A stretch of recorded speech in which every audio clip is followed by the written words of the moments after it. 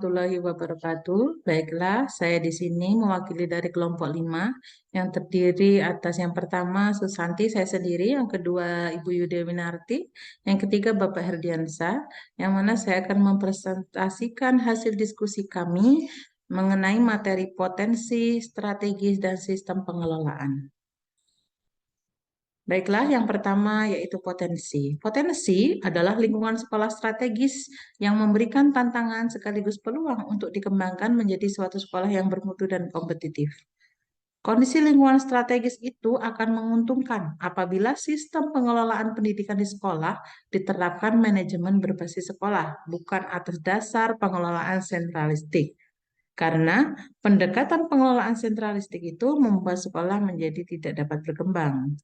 Menurut Amin, pada tahun 1995 berpendapat bahwa faktor pendukung dalam memberikan layanan pendidikan salah satunya letak geografis atau lingkungan alam yang mendukung untuk terwujudnya komunikasi yang efektif. Jadi, maksudnya di sini pengelolaan sentralistik itu yaitu segala inisiatif, segala ide, segala kreativitas dari pengawas, kepala sekolah dan gurunya itu kurang karena sudah terbiasa menerima apa adanya dan sudah diatur, kemudian sudah ditentukan dari atasan. Nah, justru hal seperti inilah yang dapat eh, membuat sekolah itu tidak dapat maju dan berkembang. Selanjutnya, mengenai tantangan sekolah untuk lebih maju dan berkembang, ada 3 poin di sini. Yang pertama, memberdayakan sumber daya alam yang ada di sekitar sekolah.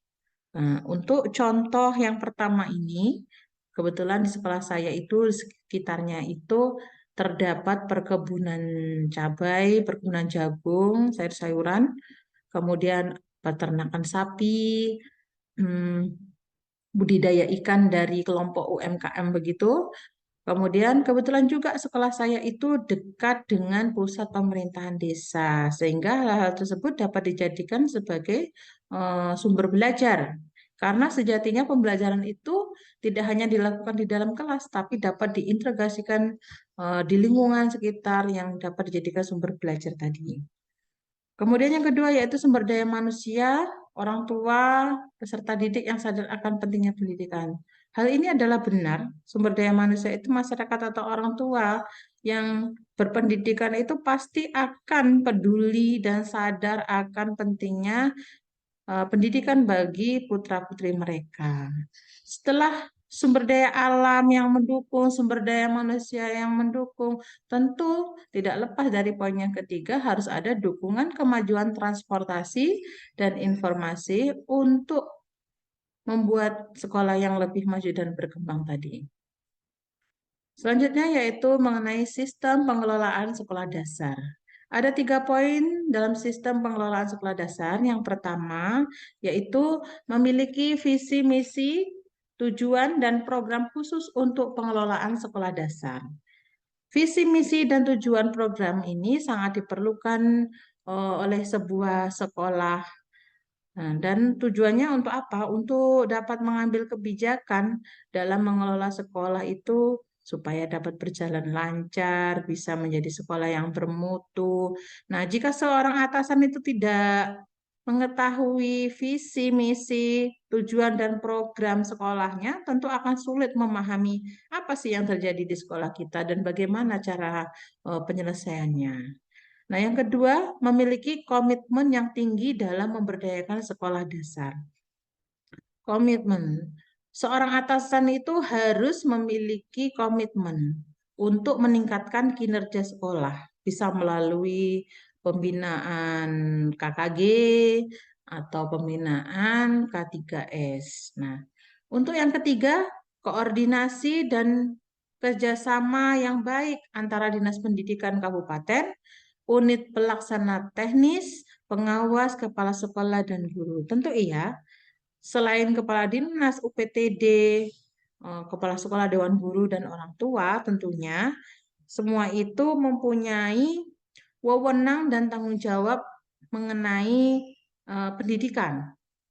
Sebab kinerja atasan itu pasti akan sangat berpengaruh terhadap kinerja sekolahnya. Selanjutnya, pengelolaan kepala sekolah. Menurut Mulyasa, pada tahun 2002, kepala sekolah merupakan pemegang peranan terhadap keberhasilan sekolah sebagai penggerak, pengarah kebijakan sekolah yang akan menentukan bagaimana tujuan sekolah dan pendidikan secara umum direalisasikan.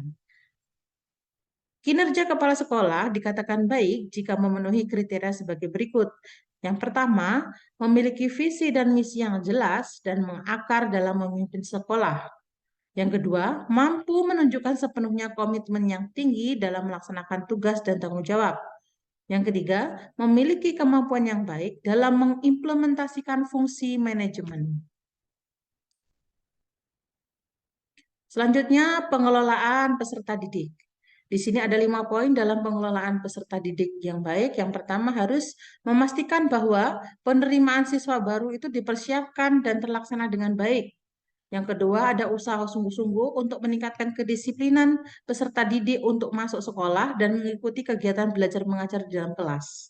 Yang ketiga, memberikan bimbingan dan konseling kepada siswa dengan baik. Yang keempat, melaksanakan kegiatan ekstrakurikuler. Kelima, usaha meningkatkan siswa lulus ujian nasional dan prestasi yang memenuhi standar minimal. Selanjutnya yaitu pengelolaan guru.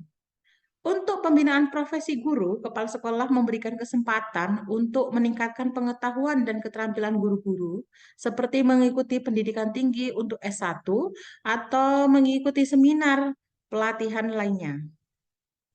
Adapun untuk pengelolaan guru yang baik, yang pertama, ada kebijakan khusus dalam hal pengelolaan guru bagi sekolah dasar inti. Yang kedua, rekrutmen guru-guru di sekolah dasar melalui seleksi yang ketat dan minimal berpendidikan S1 dan sudah disertifikasi.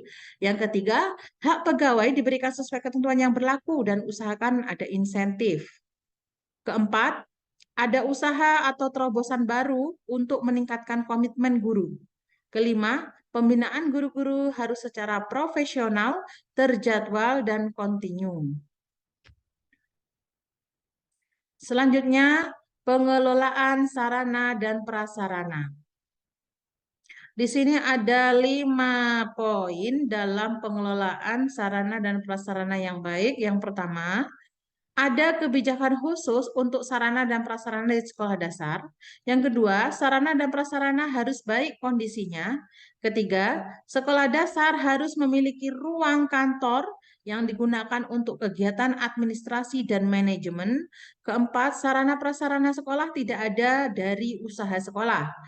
Kelima, dalam pengelolaan sarana prasarana sekolah harus ada menerima pelatihan untuk pengelolaan sarana prasarana agar lebih efektif. Selanjutnya untuk pengelolaan pendanaan yang baik ada 7 poin. Yang pertama, ada kebijakan khusus untuk sekolah dasar agar dapat berkembang dengan baik. Yang kedua, RAPBS dibuat atas dasar kebutuhan sekolah. Yang ketiga, Pemda harus mengalokasikan dana khusus untuk pengelolaan sekolah. Keempat, semua kepala sekolah harus mendapatkan pelatihan khusus tentang RAPBS. Kelima, keterlibatan guru dan komite tidak hanya sebatas pemenuhan persyaratan saja. Keenam, semua keuangan baik diterima dan dikeluarkan di sekolah hanya satu pintu RAPBS. Yang ketujuh, pembinaan dan pengawasan atasan kepada kepala sekolah agar semua pertanggungjawaban tidak menyimpang. Selanjutnya, pengelolaan humas. Ada 4 poin dalam pengelolaan humas yang baik. Yang pertama, sekolah harus memiliki program hubungan sekolah, orang tua, dan masyarakat. Yang kedua, sungguh-sungguh secara nyata melibatkan peranan komite sebagai wadah orang tua dan masyarakat. Ketiga, sekolah relatif menunjukkan kinerja yang tidak mengecewakan orang tua dan masyarakat. Keempat, masyarakat memberikan dukungan yang cukup terhadap sekolah, baik berupa dana, pemikiran, tenaga, dan keahlian. Proses belajar mengajar. Pengelolaan belajar mengajar sangat penting bagi efektivitas pengelolaan sekolah. Karena tanpa pelaksanaan proses belajar mengajar yang bermutu, maka mutu sekolah tidak dapat ditingkatkan. Ada 5 poin dalam proses belajar mengajar yang baik, yang pertama, ada usaha menyesuaikan proses belajar mengajar dengan kondisi objektif setempat. Yang kedua, waktu efektif belajar sesuai dengan tuntutan kurikulum. Yang ketiga, guru harus memiliki silabus dan RPP untuk mengajar. Keempat, guru memanfaatkan berbagai sumber belajar dalam proses belajar mengajar. Pelaksanakan PBM, guru mendapatkan supervisi pengajaran dari pengawas maupun kepala sekolah. Demikianlah presentasi kami dari kelompok 5. Apabila ada kurang lebihnya, kami mohon maaf. Silakan kepada kawan-kawan yang ingin menanggapi, dipersilakan. Terima kasih. Jangan lupa klik tombol like dan subscribe-nya ya. Thank you for watching.